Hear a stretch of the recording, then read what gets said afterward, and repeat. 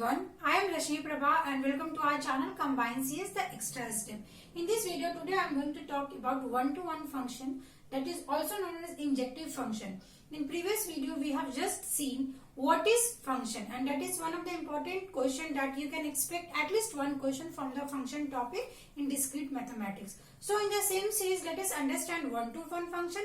In the subsequent video, I will be going to talk about onto function. So let's start with our today's session. What is one-to-one function?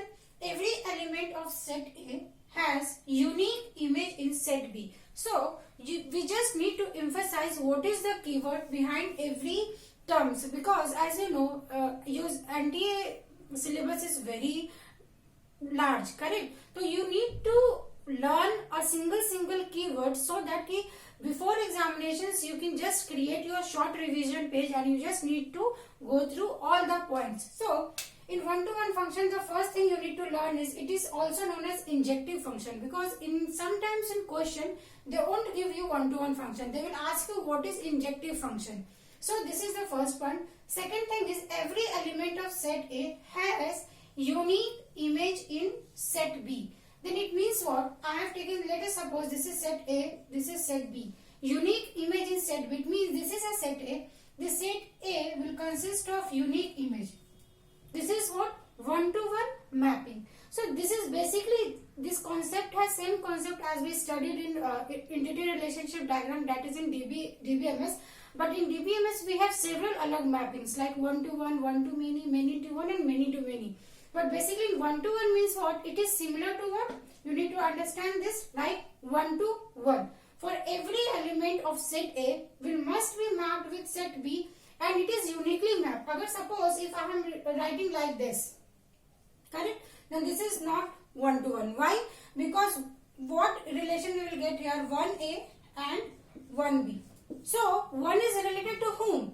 There might be confusion. It is related to A or B. So in this case we can say this is not a one-to-one function or one-to-one function. It must be uniquely mapped. So this statement is very important here to understand here. Let us suppose whatever cardinality, what is the number of element present in set A must be less than or equals to set B. Hence whenever this condition will false, it means that function is not one-to-one. So what you need to do is whatever notes you are taking from this video, you just write this statement. As for example, suppose I have taken here next element 5. It means here 5 is less than equals to 4. Number of elements in A is 5 and number of elements in B is 4. Is this condition true? No.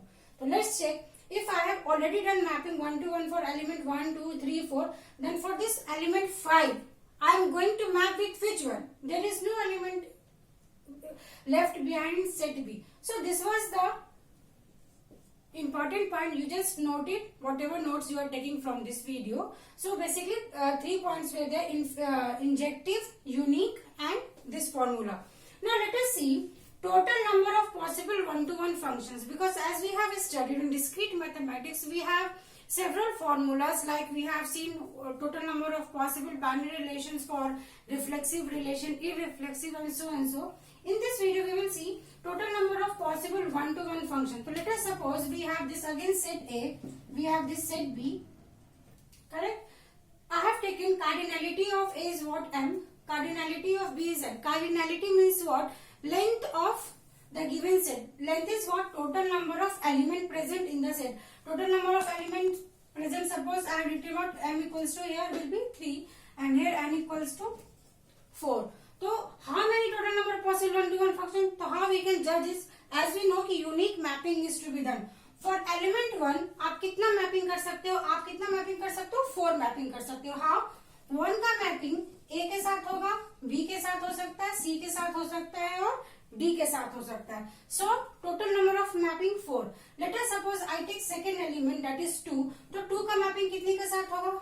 Let's suppose अगर A का mapping के लिए हमने select किया this A element को, then how many numbers of element will be left? B, C, D. So we can say here for 1 we have 4 mapping. Similarly for 2 we have 3 mapping. Let us suppose for 3 we have कितने number of mapping होंगे? 2. अगर suppose I have written 4, 5, then 4 there will be 1 and for 5 there will be no mapping. It means what? This is what?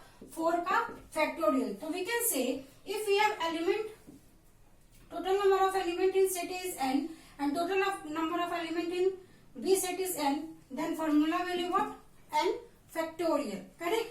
And if we have another element, like suppose we have number of elements different in different number of sets, then formula will be what? Permutations of n p1. So this was all about today's session. In today's session, this is very important session, dear learners. Those who are watching this video, I will just request them, just start making your self-made notes, because in exam, before examinations, आप जो खुद से self notes बनाओगे, that will the only guide जो आपको किसी भी exam को क्रैक करने के लिए हेल्पफुल होगा. So rather than going here and there आप नोट्स कलेक्ट करने के पीछे भागते हो, आपको भागना नहीं है. आप जो भी वीडियोस देखें, आप बस 10 मिनट्स का टाइम निकालिए और उसको कहीं भी एक प्रॉपर सीक्वेंस में आप नोट्स को बनाइए. So this was the suggestion from my side. So this was all about today's session. Stay tuned for the next video, because in next video I am going to discuss one of the important question from the same topic. So you will came to learn ki how questions has been asked from this topic. So thanks for watching. Stay tuned. Happy learning.